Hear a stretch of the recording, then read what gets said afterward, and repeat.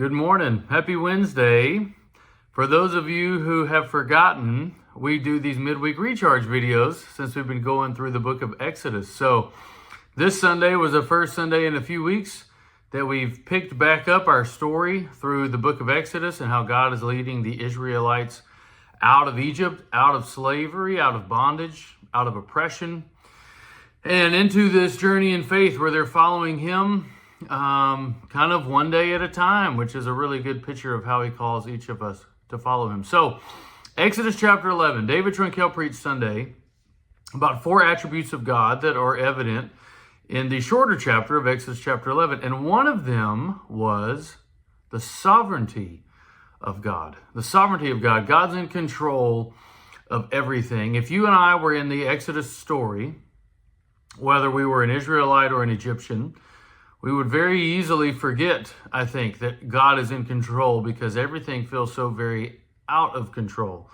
And it's a good reminder for the Israelites in Exodus 11, not only because does everything feel out of control now, but man, it's going to feel even more out of control when you leave this place of predictability. You know, like even though you've been in slavery, you know, everything was relatively stable. You know, you knew day to day what it was going to be like, even though it was undesirable.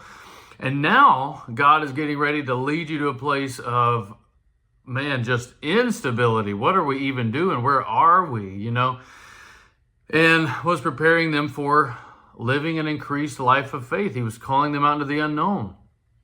And it's a good reminder, a timely reminder for you and I. God is sovereign. God's in control. God's got it. It's fine. It's okay. So whatever the things are that you might be worried about, whether they be personal, whether they be, you know, things about in the political world and the economic world, anything, fill in the blank with any single thing that you have that is causing things to feel out of control. Take this time in the middle of this week and remember and go back to Scripture, revisit Exodus 11, revisit Exodus 12, which we'll be looking at this Sunday, and ask God to fill you with peace because He's sovereign. He's in control. He's got it, even when everything feels out of control. So take a deep breath on this Wednesday and give all those things to the Lord. Here, Father, these things are yours. I know you're in control. I can smile. I can be joyful. I can be happy. I can be full of peace because you're sovereign. You're in control. I'm not going to worry about anything. So have a great week this week. Rest in the peace, knowing that God's in control. He's got it.